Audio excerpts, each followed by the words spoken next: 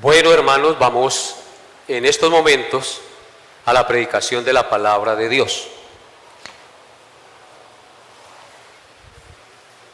Les invito a que inclinen su rostro y encomendemos la enseñanza en las manos de nuestro buen Dios en esta mañana. Padre bendito, venimos ante ti una vez más e invocamos tu nombre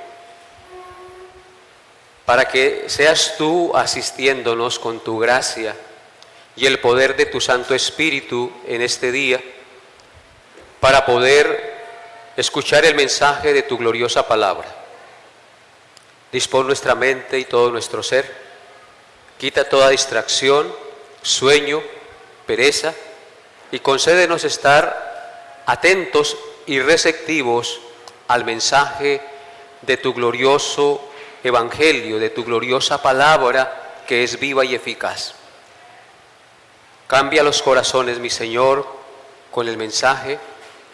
Guíame en mis palabras, mi Señor, con tu Santo Espíritu, para que lo que yo diga y enseñe sea conforme a tu palabra revelada, y que tu pueblo aquí reunido sea hoy edificado, exhortado, consolado y animado a vivir para tu gloria. Y Padre, y que si hay alguien que no conoce de tu Hijo Jesús, hoy seas tú, Señor, teniendo misericordia, quitando la ceguera y la sordera espiritual, para que puedan ver tu gloria y entender tu palabra, para que se arrepientan y sean salvos y limpios de sus pecados. En la sangre de tu Hijo Jesús. Te pedimos estas cosas con acción de gracias. Amén y amén. Así que, hermanos, entonces, abran sus Biblias, por favor, en primer libro de Reyes, Antiguo Testamento, primer libro de los Reyes, capítulo 18. Continuamos con la vida del profeta Elías, estudiando la vida del profeta Elías. Primero de Reyes, capítulo 18, versículos 30 al 35.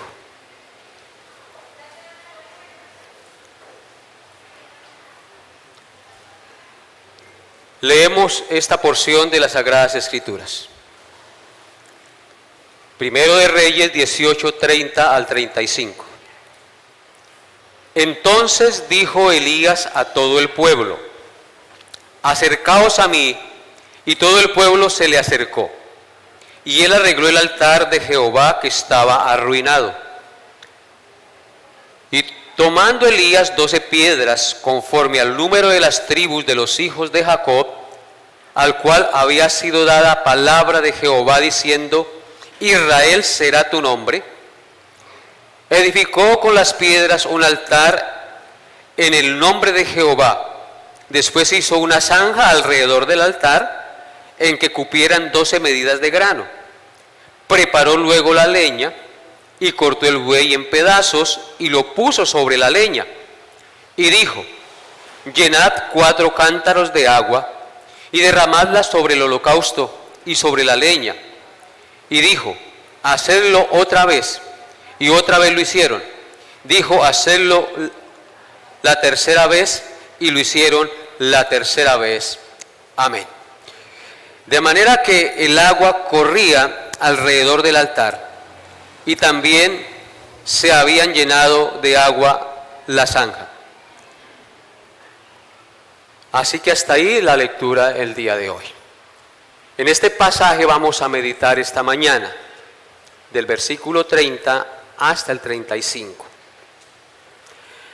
La enseñanza lleva por título El altar restaurado. El altar restaurado. Elías, después de haber esperado más de 6 horas y soportado con paciencia la gritería y la algarabía y el espectáculo grotesco que habían hecho los sacerdotes de Baal, dando vueltas alrededor del sacrificio que ellos ofrecían al Señor, donde se hacían chorrear sangre y gritaban: Baal, respóndenos, Baal, respóndenos. Y después de haber gritado por más de 6 horas y no encontrar respuesta de parte de su Dios, ahora le corresponde el turno al profeta Elías. Había llegado la hora en que el siervo de Dios ofreciera el sacrificio tal como lo había pactado anteriormente. Así que pongan sus ojos en el verso 30 de nuestro pasaje en esta mañana. Primero de Reyes 18:30. ¿Qué dice nuestro texto? Entonces dijo Elías a todo el pueblo: acercaos a mí. Y todo el pueblo se le acercó. Y él arregló el altar de Jehová que estaba arruinado. Vemos 2 cosas en este pasaje. 2 cosas muy importantes. En primer lugar, vemos que Elías quería que el pueblo prestara mucha atención a lo que él iba a hacer. Es decir, a la manera en que él iba a presentar el sacrificio a Jehová. Le dijo a todo el pueblo: acercaos a mí. Y dice el texto que todo el pueblo se acercó a él. En otras palabras, obedecieron al profeta que les hizo el llamado. El pueblo se acercó, estaban a la expectativa a ver qué iba a hacer el profeta que había orado a Dios y que durante 3 años y medio no había llovido sobre la tierra por la oración que él había hecho. Así que estaban a la expectativa. Este que oró y el cielo se cerró y no llovió, ahora va a ofrecer un sacrificio para que descienda fuego del cielo. Entonces la expectativa era grande, pero Elías quería mostrar cómo él iba a ofrecer el sacrificio. Eso es lo que vemos en primer lugar. En segundo lugar, vemos que ante la mirada de la gente, Elías procedió a arreglar el altar de Jehová que estaba arruinado, dice el texto. El hecho de que el profeta Elías haya tenido que reparar o arreglar el altar que estaba arruinado, esto indica que en el Monte Carmelo, donde estaban llevando a cabo este suceso, había sido antes un lugar de adoración a Jehová. Allí en el Monte Carmelo se adoraba a Jehová, pero el altar donde se adoraba a Jehová estaba ¿cómo? Arruinado. ¿Por qué? Debido a la ingratitud del pueblo de Israel y a la falsa enseñanza de los sacerdotes de Baal. Israel se había olvidado de Jehová su Dios, había olvidado su pacto y no lo adoraban. En consecuencia, sus altares habían sido abandonados y estaban arruinados, porque el Dios de Israel, en la ingratitud de su pueblo y por la falsa enseñanza de los sacerdotes de Baal que había permeado al pueblo, se habían olvidado del Dios que los sacó de Egipto, de casa de servidumbre. Se habían olvidado del Dios que los llevó por el desierto hasta el monte Horeb y les dio mandamientos que guardasen. Era un pueblo ingrato que se había dejado contaminar con las falsas enseñanzas de los falsos dioses que circundaban la nación de Israel. Observen lo que dice Primero de Reyes 19:10 acerca de esta verdad.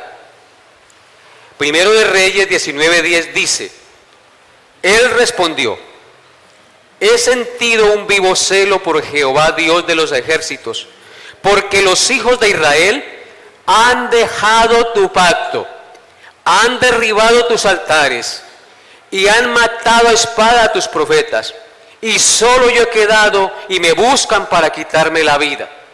Entonces vemos aquí que Elías, después de que él llevó a cabo el ofrecimiento del sacrificio, temió y huyó y estaba en la cueva, en una cueva en el monte Horeb, y allí Dios le pregunta: ¿por qué está allí? Y él dice: he sentido un vivo celo por Jehová, Dios de Israel, Dios de los ejércitos, porque los hijos de Israel han dejado tu pacto. ¿Qué habían hecho los hijos de Israel? habían dejado el pacto de su Dios. ¿Cuál era el pacto de su Dios? Dios los sacó de Egipto, lo llevó para que fueran un pueblo de él y les dio mandamientos para que los guardasen, para que lo adorasen a él única y exclusivamente. El primer mandamiento decía: no tendrás dioses ajenos delante de mí, Israel. El segundo mandamiento decía: no te harás imagen ni ninguna semejanza de lo que está arriba en el cielo, ni abajo en la tierra, ni en las aguas debajo de la tierra. No te inclinarás a ellas, ni las honrarás, porque yo soy Jehová tu Dios, fuerte, celoso, que visito la maldad de los padres sobre los hijos, hasta la tercera y cuarta generación de los que me aborrecen, pero que hago misericordia a millares, a los que me aman y guardan mis mandamientos. Dios había hecho pacto con ellos. Yo los saco, ustedes serán mi pueblo, yo los libero de la esclavitud. Ellos habían gemido, Dios tuvo misericordia, los llevó por el desierto, cruzó el mar rojo en seco, hundió a sus enemigos que los perseguían, les dio mandamientos para que solamente Jehová fuera su Dios. Pero ellos se olvidaron de ese pacto. Ellos habían dicho: sí, a lo que tú nos digas obedeceremos. Le dijeron a Moisés, que era el que mediaba entre el pueblo y Dios: sí, como tú digas obedeceremos. Pero más, pasó un poquito de tiempo que ya estaban adorando otros dioses, se olvidaron. Así que se habían olvidado de su pacto, habían dejado el pacto, habían derribado los altares de Jehová y habían matado a espada a todos los profetas de Jehová, los sacerdotes de Baal. Entonces este pueblo era un pueblo ingrato, era un pueblo que no adoraba al Señor, era un pueblo que había dejado en los mandamientos del Señor y se había ido tras dioses ajenos. Estaban adorando a Baal y a Asera, que había invadido y permeado las conciencias y los corazones de este pueblo ingrato. Y al profeta Elías, que con ese celo vino y dijo: por su pecado, por haber abandonado a Dios, voy a orar, porque Dios me manda a orar para que no llueva como juicio sobre esta nación. Y 3 años y medio duró sin llover, como castigo. Y a este profeta lo buscaban para matarlo también. Pero allí estaba frente al pueblo, valientemente y protegido por Dios, ahora diciendo: el Dios que responda con fuego, ese sea nuestro Dios. Y le toca el turno a Elías de ofrecer el sacrificio, porque el sacrificio que ofrecieron los sacerdotes de Baal no oyó respuesta. Su Dios no respondió porque era un Dios que falso, sordo, porque los ídolos tienen ojos mas no ven, oídos mas no oyen, boca mas no hablan, manos mas no palpan, pies mas no caminan. Pero el Dios nuestro es un Dios vivo y verdadero, al cual iba a clamar Elías. Versículos 31 y 32 de nuestro pasaje. Dice: y tomando Elías 12 piedras, conforme al número de las tribus de los hijos de Jacob, al cual había sido dada palabra de Jehová, diciendo: Israel será tu nombre, edificó con las piedras un altar en el nombre de Jehová. Después hizo una zanja alrededor del altar, en que cupieran 12 medidas de grano. Amén.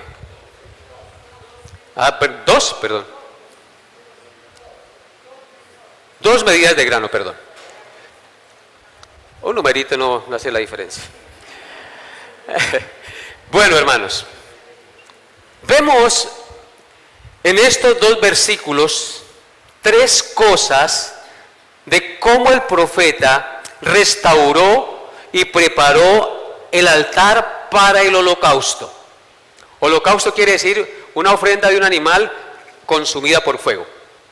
Entonces, ¿qué es lo primero que hace? Tomó 12 piedras conforme al número de los hijos de Jacob, el cual también Dios llamó Israel. Es muy importante ver cómo Elías, para restaurar el altar, hizo conforme el Señor lo había dicho. Tomó piedras hechas por Dios y no piedras de cantera, es decir, cortadas por la mano del hombre. En otras palabras, obró conforme a la instrucción de Dios en las Sagradas Escrituras, por cuanto la obra de Dios ha de hacerse siempre a la manera de Dios y no conforme a nuestra imaginación. Muchos obran hoy en la iglesia de acuerdo a su imaginación y no conforme a las instrucciones dadas por Dios en su palabra. Que el Señor me dijo, que el Señor me mostró, que el Señor me habló. ¿Cómo yo sé si esto es verdad? Yo prefiero obedecer la palabra profética más segura, a la cual hacemos bien en obedecer hasta que el día esclarezca y el lucero de la mañana salga en nuestros corazones. Dios dio instrucciones claras y precisas en su palabra. Y su palabra nos muestra cómo debemos hacer su obra. Y Elías nos está dando aquí un ejemplo.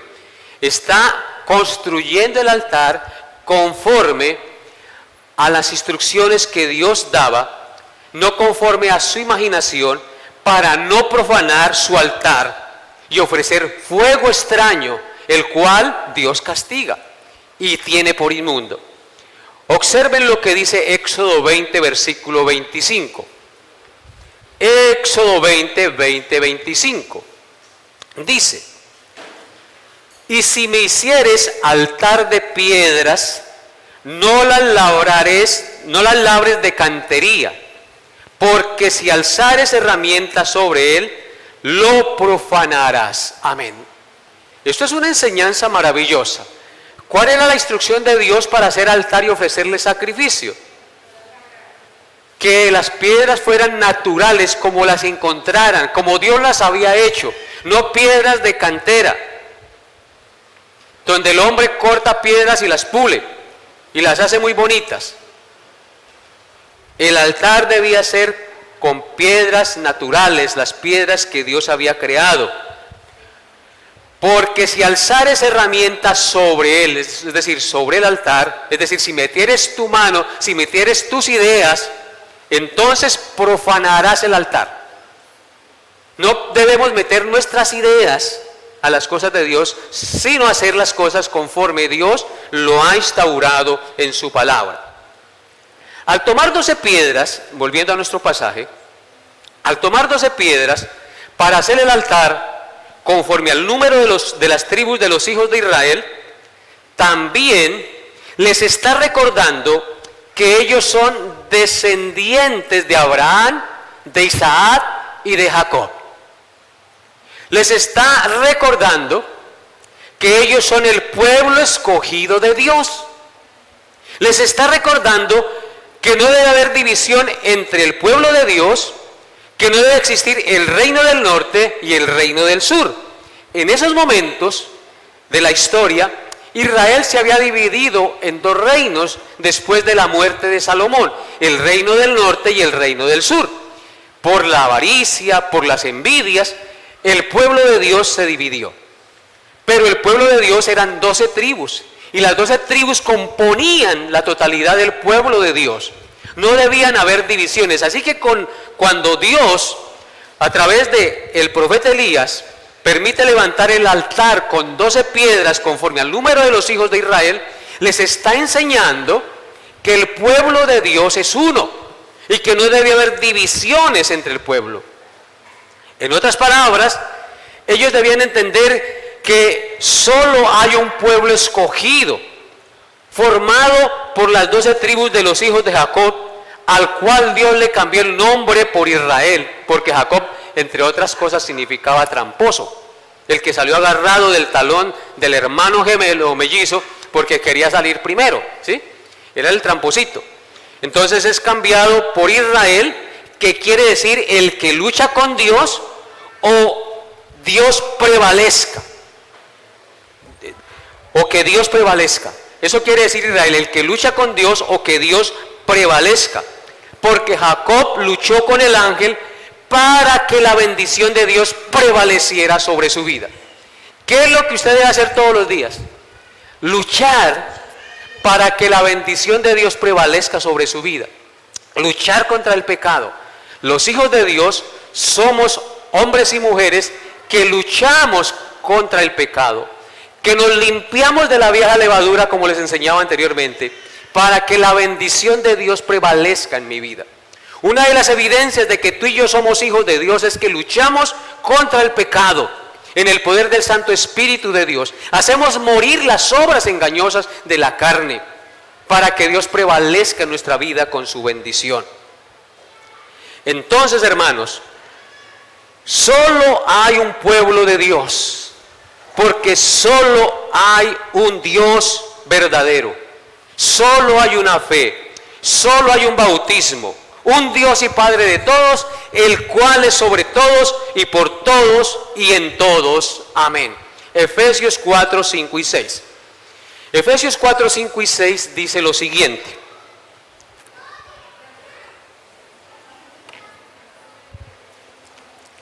Dice así: un Señor, una fe, un bautismo, un Dios y Padre de todos, el cual es sobre todos y por todos y en todos. Dios, entonces, ¿qué le está enseñando a través del profeta Elías a la nación? Que solo hay un pueblo de Dios, que solo hay un Señor, que solo hay una fe, que solo hay un bautismo, que solo hay un Dios y Padre de todos, el cual es sobre todos y por todos y en todos. Amén. Y ese es el Dios que había olvidado la nación de Israel y que también nosotros muchas veces olvidamos por los afanes de la vida y por tantas cosas que nos atraen en este mundo. Solo hay un Dios, hermanos. Versículo 32 de nuestro pasaje. La tercera cosa, la segunda cosa que nos enseña este pasaje del verso 32. Edificó con las 12 piedras un altar, dice el texto, en el nombre de Jehová. Edificó con las 12 piedras un altar en el nombre de Jehová. Esto es muy significativo, porque con esto el profeta les estaba enseñando a ellos y a nosotros también, por supuesto, que todas las cosas debemos hacerlas en el nombre de Dios. En otras palabras, debemos hacerlas para su gloria. Hacer las cosas en el nombre de Jehová es hacer las cosas para su gloria. Todo lo que hagamos debemos hacerlo para la gloria de Dios. Y eso es lo que les está mostrando el profeta Elías a todo el pueblo de Israel en ese acto de edificar el altar con las 12 piedras de manera organizada. Escuchen lo que dice 1 Corintios capítulo 10, verso 31, acerca de hacer todas las cosas para la gloria de Dios o en el nombre del Señor. 1 Corintios 10, 31 dice: si pues coméis o bebéis o hacéis otra cosa, hacedlo todo para la gloria de Dios. Hermanos, al observar 1 Corintios 10:31, podemos ver lo minucioso que es el mandamiento. Si pues coméis o bebéis, cosas que a nosotros nos parecen insignificantes, que no tienen trascendencia, comer o beber, todos los días lo hacemos. Pero ¿qué nos dice el texto? Que comer y beber también lo debemos hacer ¿para qué? Para la gloria de Dios. Cuando usted se sienta a la mesa, usted debe dar gracias a Dios por ese alimento que tiene en su mesa. Está reconociendo que si tienes un plato de alimento en tu mesa, es porque Dios te lo ha dado. No proviene realmente de su valentía ni de su fuerza. Es la misericordia y la bondad de Dios que nos alimenta cada día, como alimenta a las aves del campo, y que nos viste cada día como viste los lirios del campo. ¿No es así? Así que si coméis o bebéis, hacedlo todo para la gloria de Dios. Dé gracias y no sea una persona que come de gula y que quiere saciarse hasta quedar a punto no lo digo. Hermanos, hay que comer para la gloria de Dios. No hay que comer tampoco cosas que hagan daño a nuestra salud. Si usted sabe que comer mucho azúcar, que comer mucha grasa es dañoso para su salud y lo hace, entonces no está comiendo para la gloria de Dios, porque su cuerpo y mi cuerpo son templo ¿de qué? Del Espíritu Santo. Si pues coméis o bebéis o haced, dice, otra cosa, es decir, cualquier cosa que usted haga, tiene que hacerlo todo ¿para qué? ¿Para que usted saque pecho y diga es que yo sí soy buena gente? No, es para la gloria de Dios. En el cristianismo las cosas son para Dios, no para nosotros. Nosotros no somos el centro es Jesucristo. Por eso somos una iglesia cristocéntrica. Cristo es el Señor, el Rey de Reyes, a Él la gloria y el honor por siempre. Colosenses 3, verso 23. Colosenses 3, verso 23 dice: y todo lo que hagáis, hacedlo de corazón como para el Señor y no para los hombres. ¿Ya se ubicaron, hermanos? Colosenses 3, 23. Me gustaría que lo observara usted. Dice Colosenses 3, 23: todo lo que hagáis, hacedlo de corazón como para el Señor y no para los hombres. Aquí nos da un bacatazo bien fuerte el Señor. Dice que todo lo que hagáis, lo mismo que vimos en Primera de Corintios, hacedlo de corazón. ¿Cómo debemos hacer las cosas? De corazón, en espíritu y en verdad. Sea lo que usted haga, tenga el trabajo que usted tenga, si le parece muy harto, muy duro, ¿cómo debe hacerlo? De corazón. ¿Y cómo hace usted las cosas de corazón? Cuando las hace ¿para quién? Para Dios y no para el hombre.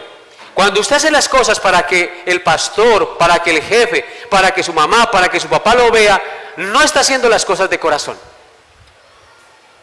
Está haciendo las cosas para su propia vanagloria, para que digan, uy, cómo es de juicioso ese chino. No, hermanos, aquí nos dice que debemos hacerlo como para el Señor. Usted debe obrar teniendo en cuenta que su jefe, que su patrón, que su Señor es Dios. Y que todo lo que usted está haciendo, lo está haciendo para Él. Lo que sea que usted tenga que hacer, hágalo de corazón y como para el Señor. Y por eso añade, no para los hombres.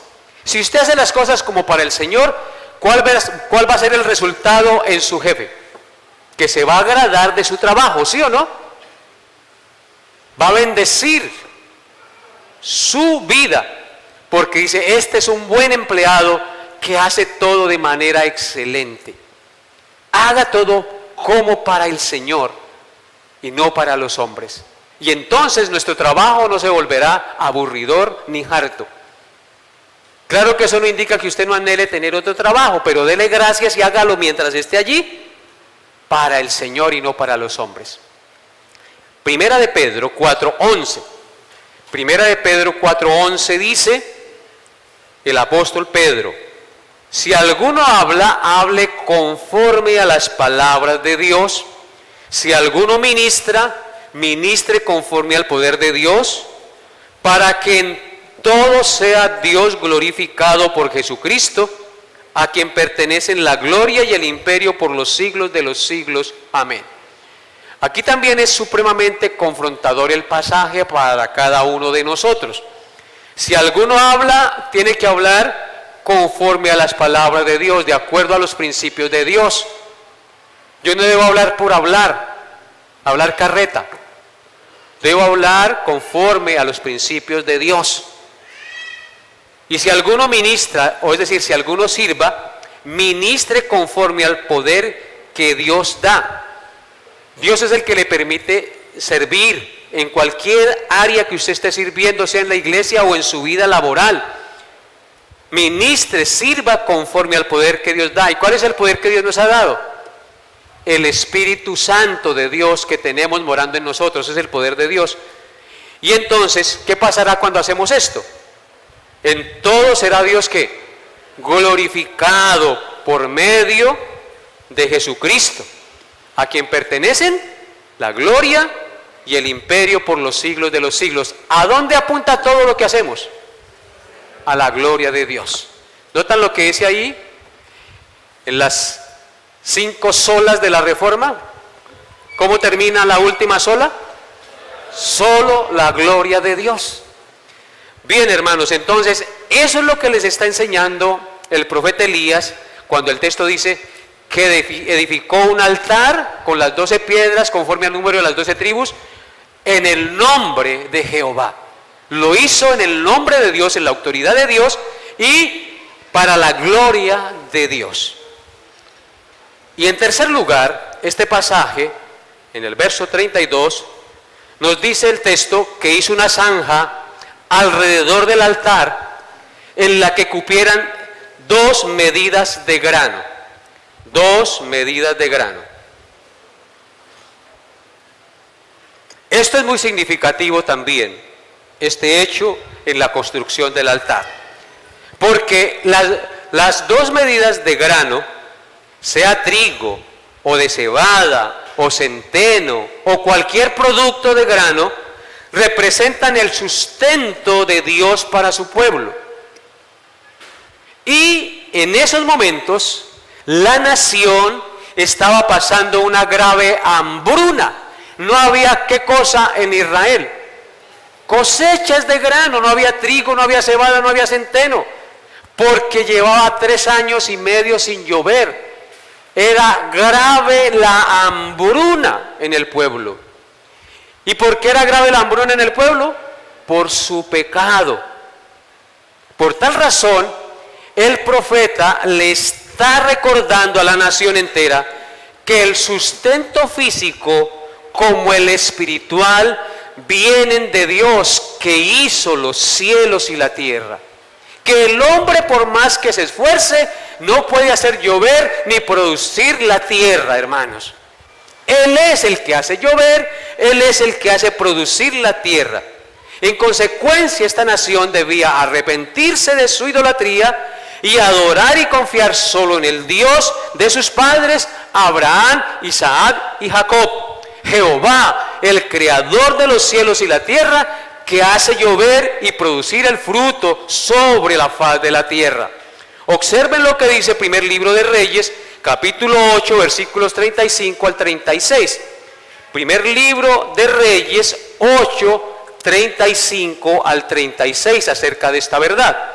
Dice: si el cielo se cerrare y no lloviere, por haber ellos pecado contra ti, y te rogaren en este lugar, y confesaren tu nombre, y se volvieren del pecado, cuando los afligieres, tú oirás en los cielos, y perdonarás el pecado de tus siervos y de tu pueblo Israel, enseñándoles el buen camino en que anden, y dará lluvia sobre la tierra, la cual diste a tu pueblo por heredad. Amén. Este es un pasaje supremamente paralelo a lo que estamos viendo.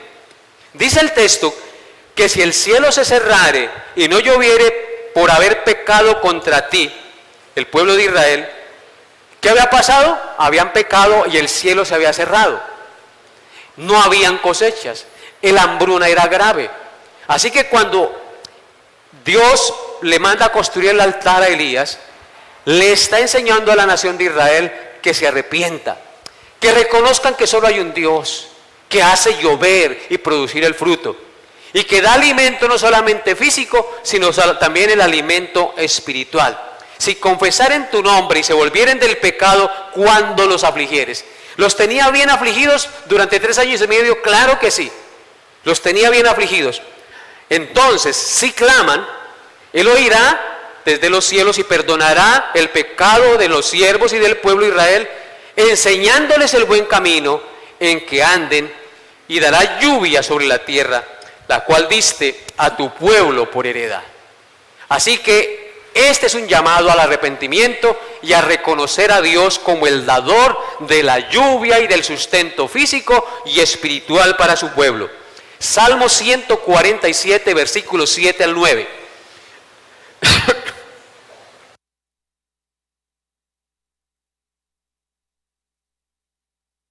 Salmo 147, 7 al 9 dice: cantad a Jehová con alabanza, cantad con arpa a nuestro Dios. Él es quien cubre de nubes los cielos, el que prepara la lluvia para la tierra, el que hace a los montes producir hierba. Él da a la bestia su mantenimiento y a los hijos de los cuervos que claman. Ahí nombra a los cuervos. ¿Quién alimentó a Elías cuando no tenía que comer? Pero se secó el arroyo. ¿Cómo estarían esos pobres cuervos en Israel? Clamando a Dios. Dice que los cuervos claman. ¿Claman por qué? Por el alimento de su Creador. Porque Él es el que cubre de nubes los cielos, el que prepara la lluvia para la tierra, el que hace los montes producir hierba, y el que da a la bestia su mantenimiento y a los hijos de los cuervos que claman. Y también, por supuesto, ¿a quiénes? A los hombres que alimenta con el fruto que produce la tierra. Por eso, hermanos, cuando ustedes y yo venimos a la iglesia, debemos venir con tal corazón arrepentido, con tal corazón agradecido, porque si hemos podido sustentarnos durante la semana, fue porque Dios hizo producir la tierra para que nosotros pudiéramos, ¿qué? Alimentarnos.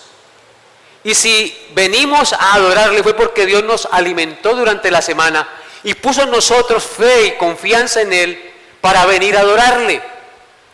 Ese es el propósito de los hijos de Dios, que reconozcamos siempre el poder, la grandeza, la bondad, la misericordia de nuestro Dios a nuestro favor.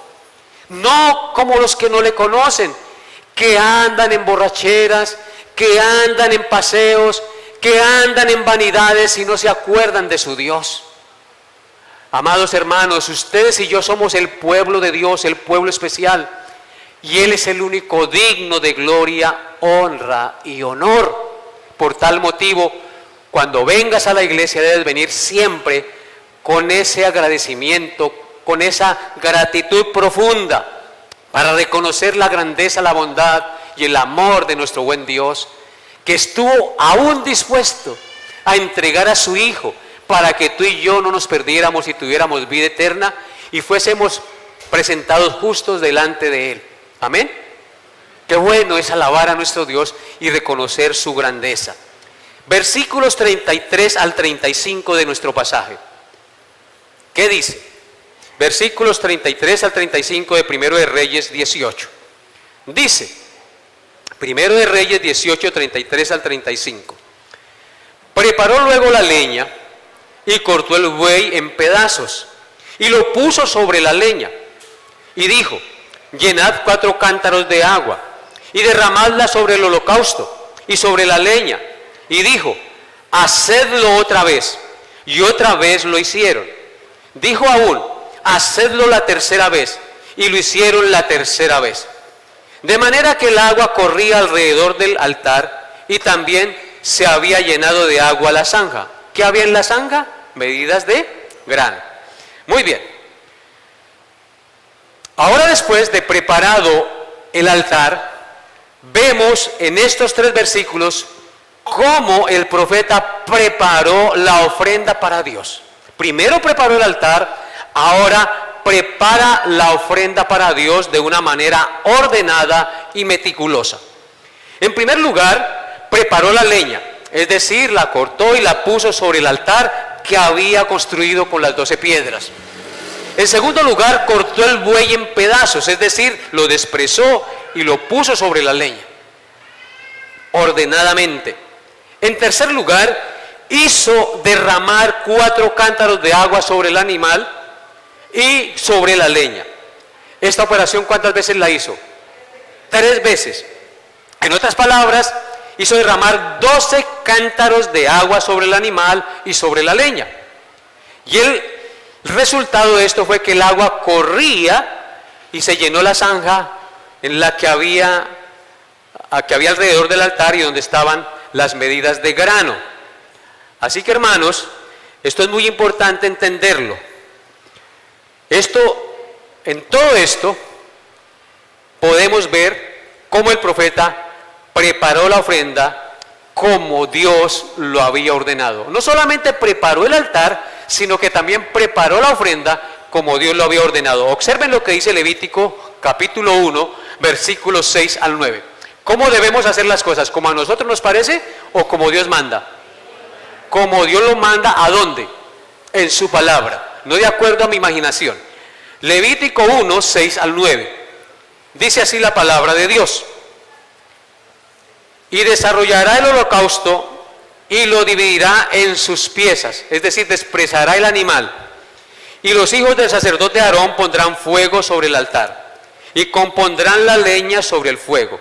Luego los sacerdotes, hijos de Aarón, acomodarán las piezas, la cabeza y la grosura de los intestinos sobre la leña que está sobre el fuego que habrá encima del altar. Y lavará con agua, oigan, lavará con agua los intestinos y las piernas, y el sacerdote hará arder todo sobre el altar. Holocausto es ofrenda encendida, olor grato para Jehová. Amén. Entonces vemos ahí que Elías ofreció la ofrenda, valga la redundancia, conforme Dios lo había establecido. Vemos ahí de manera clara y contundente, haciendo las cosas como Dios manda y no como a nosotros nos parece. ¿Qué representaba ese animal allí? La víctima, el sacrificio que moría y que era consumido por Dios en lugar nuestro. Ese sacrificio representaba al Cordero Pascual, a nuestro Señor Jesucristo, que quita el pecado del mundo, que sería sacrificado en lugar de nosotros en la cruz del Calvario. Así que después de haber observado lo que hizo Elías en estos versículos, ahora veamos las enseñanzas prácticas de este pasaje. Desde luego que ya hemos visto enseñanzas prácticas, pero vamos a ver 3 enseñanzas prácticas. En el versículo 31 de nuestro pasaje, dice que Elías arregló o restauró el altar de Jehová que estaba arruinado. ¿Cómo estaba el altar de Jehová? Arruinado. El altar en la Biblia simboliza el punto y la hora del encuentro de la comunión con Dios y su pueblo. Repito, el altar en la Biblia significa o simboliza el punto y la hora del encuentro de la comunión con Dios y su pueblo. De tal manera que si el altar está arruinado, esto significa que el pueblo ha dejado a un lado la comunión y la relación con Dios, tanto de manera personal como de manera familiar. Lamentablemente, esta es una realidad en la vida personal y familiar de muchos cristianos. El altar está arruinado, el altar está acabado, descuidado. Me refiero al altar familiar. Los afanes del mundo, la pereza, las distracciones, el entretenimiento como la televisión, como las series de Netflix, como los celulares, como las diferentes redes sociales y los videojuegos roban el tiempo y los pensamientos de los cristianos y en consecuencia han arruinado el altar de Jehová. Es decir, han arruinado el encuentro de la comunión y la relación con Dios, tanto en la vida personal como en la vida familiar y en la iglesia.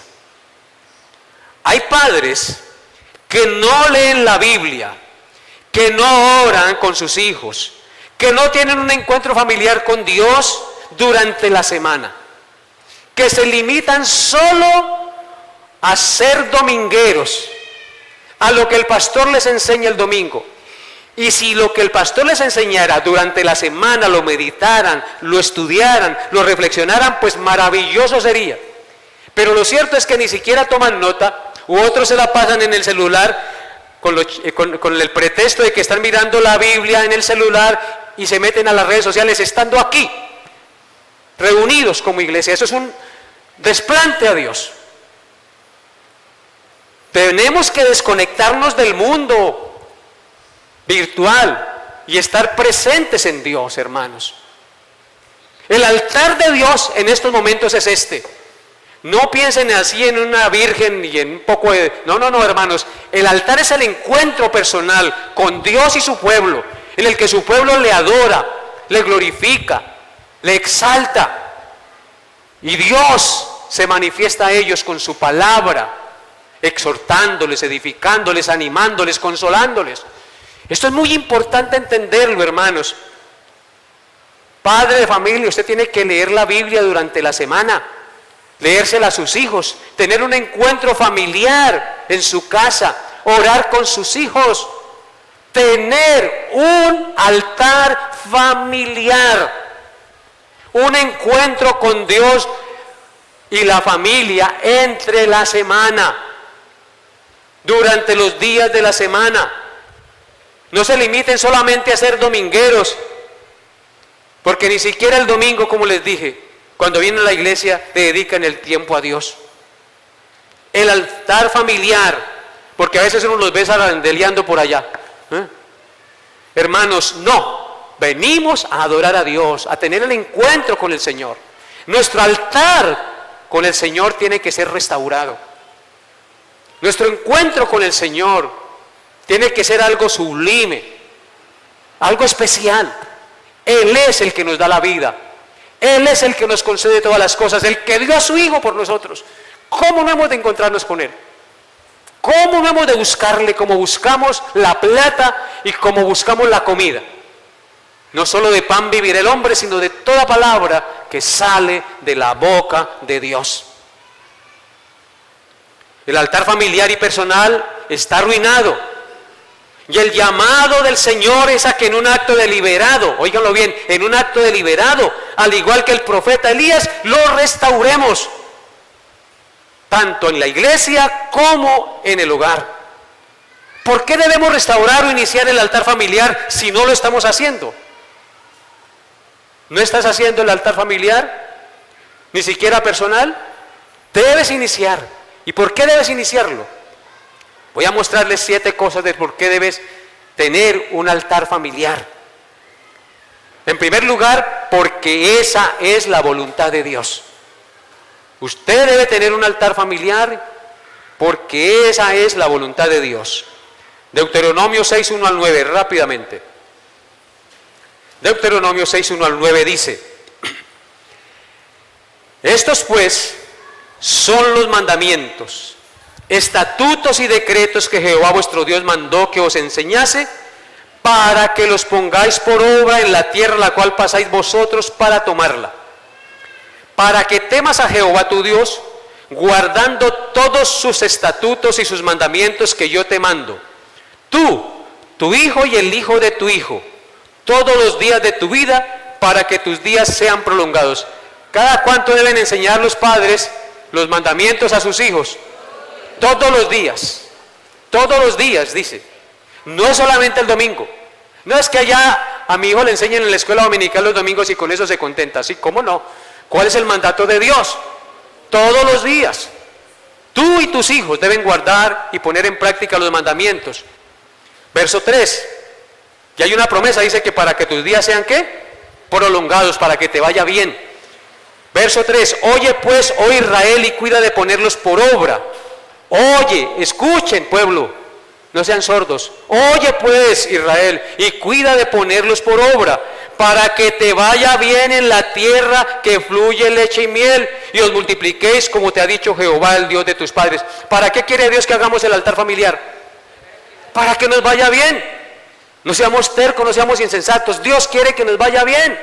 Tenga el altar familiar en el encuentro con Dios, enséñele a sus hijos los mandamientos. Versículo 6, 4. Oye Israel, Jehová nuestro Dios, Jehová uno es, y amarás a Jehová tu Dios de todo tu corazón y de toda tu alma y con todas tus fuerzas. Y estas palabras que yo te mando hoy estarán sobre tu corazón. ¿Dónde deben estar las palabras de Dios? Sobre nuestro corazón, es decir, gobernando nuestra vida. Estarán sobre tu corazón y las repetirás, escúchenlo bien, a tus hijos, y hablarás de ella estando en la casa. ¿A dónde? Estando en la casa y andando por el camino. Si vas en el carro, háblele de Dios a su hijo. Dígale: mire hijo, esa montaña Dios la creó, ese árbol, ese pajarito Dios lo creó. Las repetirás a tus hijos y hablarás de ellas estando en tu casa y andando por el camino y al acostarte y cuando te levantes. ¿Es necesario el altar familiar? Claro que sí. Y las atarás como señal en tu mano y estarán como frontales en tus ojos. Es decir, tú debes vivir de acuerdo a los principios de la palabra de Dios. Y las escribirás en los postes de tu casa y en tus puertas. Así que la primera razón para tener un altar familiar es porque esa es la voluntad de Dios. Y si usted no lo hace, está yendo en contra de la voluntad de Dios. En segundo lugar, porque el tiempo que dedicamos a Dios en la iglesia es muy poco. Cada 8 días venimos, y si usted se conforma con eso, pues se está conformando con muy poco. Estás diciendo entonces que lo que manda el Señor en el primero que le mandó no es importante. Así que tú debes tener el altar familiar porque el tiempo que dedicamos a Dios en la iglesia es muy poco. Tercero, porque no hay mejor lugar para enseñanza de nuestros hijos y la educación de nuestros hijos que el hogar. ¿Sí o no? El mejor lugar para enseñar y para instruir a nuestros hijos es el hogar, es la familia, es la casa. Es en el hogar donde los hijos aprenden los principios y los valores espirituales para ser hombres y mujeres que glorifican a Dios y sirvan a la sociedad. Pero es también en el hogar donde los hijos aprenden a ser perezosos, mentirosos y desobedientes cuando los padres no cumplen con la función que deben cumplir, que Dios les ha delegado como pastores y sacerdotes de su casa. Así que, en tercer lugar, tú debes tener un altar familiar porque el hogar es el mejor lugar para la enseñanza y la educación de sus hijos. Cuarto, porque los padres conocen mejor las necesidades y las falencias de sus hijos y de su familia. Como padres nosotros sabemos en qué fallan nuestros hijos, cuáles son las debilidades de nuestros hijos. Así que por eso tú debes aprovechar el altar familiar para trabajar en esas falencias de sus hijos, instruirlos, enseñarles, corregirles y con la palabra de Dios mostrarles la voluntad de Dios. En consecuencia, si tú conoces las necesidades y falencias de tus hijos, debes acudir a la instrucción de Dios para que Él nos guíe y renueve nuestro entendimiento para vivir conforme a su voluntad. Es por eso que Proverbios 1:8 dice: oye, hijo mío, la instrucción de tu padre y no desprecies la dirección de tu madre, porque adorno de gracia será a tu cabeza y collares a tu cuello. ¿Dónde enseñamos eso? En la casa, en el hogar. No desaproveche los mejores años de su vida ni los mejores años de su hijo para enseñarles el temor al Señor, para llevarlos a Cristo. Quinto,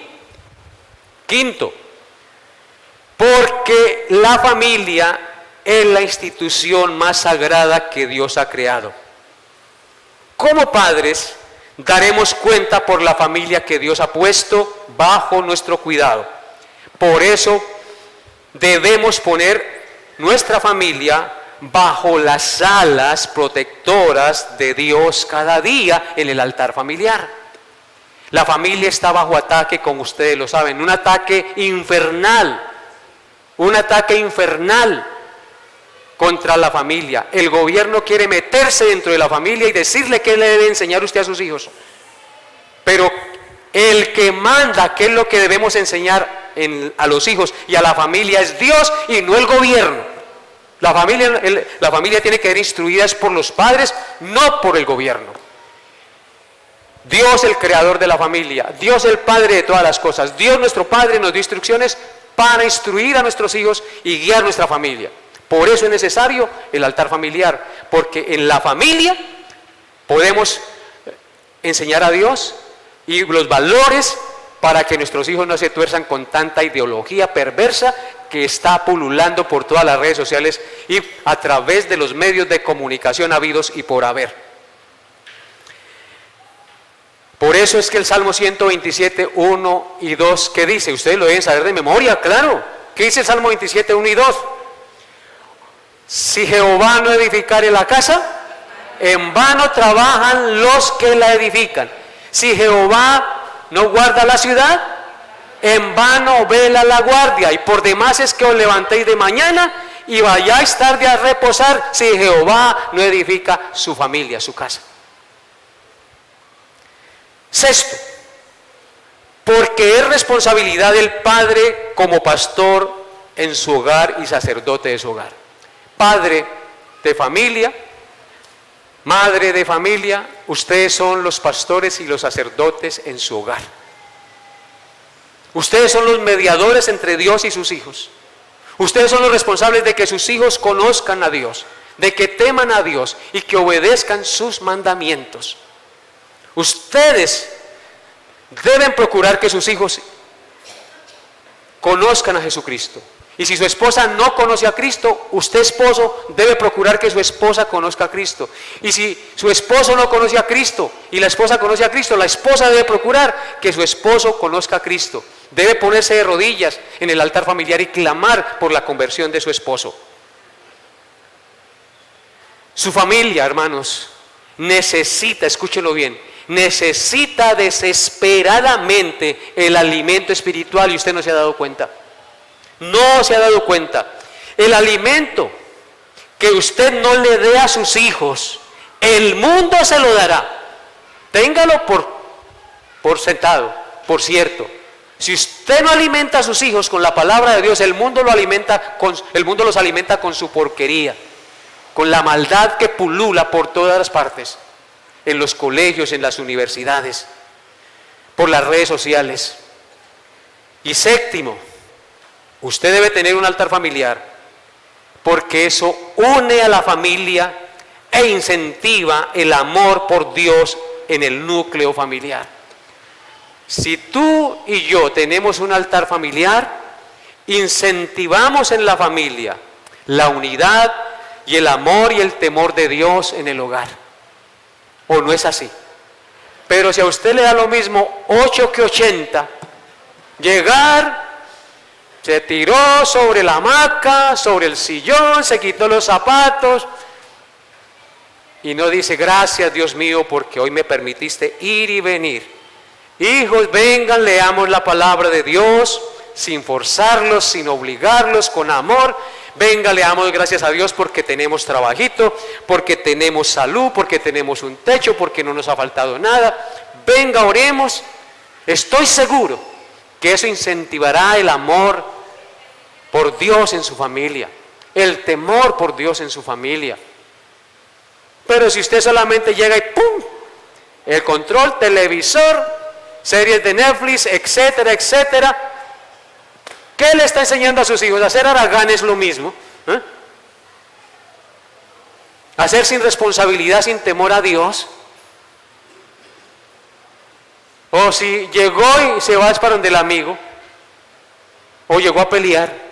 No, es cierto que hay problemas en el hogar, pero si nosotros, a la luz de la palabra, procuramos solucionar los problemas, estoy seguro que en el hogar habrá armonía, habrá amor por Dios. Y entonces viviremos para la gloria de Dios en el hogar y en la familia. Amén. Así que, hermanos, y una segunda aplicación, y con esto termino, no me alcanza más el tiempo, es que Elías, en el episodio del Monte Carmelo, hizo un triple llamamiento al pueblo de Dios. Un triple llamamiento al pueblo de Dios. En primer lugar, les habló apelando a sus conciencias, como les estoy hablando hoy, apelando a sus conciencias. Cuando los confrontó y les dijo: ¿hasta cuándo claudicaréis entre dos pensamientos? Entre el mundo y el mundo de la iglesia. Lo estoy detallando a este tiempo, ¿no? ¿Hasta cuándo claudicaréis, les dijo Elías, entre dos pensamientos? Si Jehová es vuestro Dios, seguidle. Si Baal es vuestro Dios, pues síganlo a él. Pero no vivan entre dos aguas. Así que Elías hizo un llamado apelando a la conciencia, como yo les hago el llamado hoy apelando a su conciencia. ¿Hasta cuándo van a estar con un pie en la iglesia y otro en el mundo? Si Cristo es su Señor, sírvanle, ámenle, sírvanle de todo corazón y vivan para Él. Tengan el altar familiar y vivan para la gloria de aquel que dio su vida en rescate por ustedes. En segundo lugar, les habló apelando a la razón. a que fueran conscientes. Cuando les propuso que se hiciera un desafío entre él y el profeta Baal, para que el Dios que respondiera con fuego, ese fuera su Dios. Mire, vamos a apelar a la razón. Si ustedes están creyendo mucho en Baal, también hay un Dios que es el Dios de Israel. El Dios que responda con fuego, pues ese sea el Dios. Que se evidencie con hechos tangibles. Apela a la razón, a ver quién es el Dios. Y en tercer lugar, Elías, cuando reparó el altar a Jehová para el sacrificio, apeló a los corazones. Apeló a los corazones, es decir, al amor y a la devoción. ¿A qué apeló Elías? Al amor y a la devoción a Dios. Apeló a sus corazones. El pueblo debía tener amor y devoción por el Dios verdadero. Y Elías es un ejemplo admirable para todos los siervos y ministros del Señor y para todos los que nos llamamos cristianos. El ministro de Cristo, el siervo de Cristo, el creyente en Cristo debe hablar a la conciencia, al entendimiento y a los afectos de los oyentes, porque sólo así puede presentar la verdad de modo adecuado y sólo así puede que haya frutos a las personas a los que le hable. Usted debe hablar a la conciencia, a la razón y al corazón de sus hijos, padre de familia. Y entonces, si tú lo haces a la luz de la palabra de Dios, hallarás el fruto que Dios quiere que haya en el hogar, que es la salvación de sus hijos. Dejad a los niños venir a mí y no se lo impidáis, porque de los tales es el reino de los cielos. Dios les haya hablado a su corazón, colóquense de pie y oremos al Señor. Padre, doy gracias a ti por este grupo de hermanos que hoy has traído a este lugar, por sus vidas, por su palabra y por habernos hoy permitido recordar tu sacrificio perfecto y maravilloso en nuestro favor. Gracias por tu santa palabra que es pura, que confronta, que edifica, que consuela, que corrige y que instruye en justicia a todos los que la oyen. Te suplico, Padre Santo, que esta enseñanza en el día de hoy sea de gran provecho y bendición a todos los que la escucharon, la están escuchando y la escucharán, Padre Santo. Te alabo y te bendigo, mi buen Señor, por tocar el corazón de los que no te conocen y hacerles entender que hay un Señor que dio su vida en la cruz para el perdón de nuestros pecados. Y este es Jesucristo, el Santo Hijo de Dios. Gracias, Padre, por tu amor y bondad. En el nombre de Jesús. Amén y amén.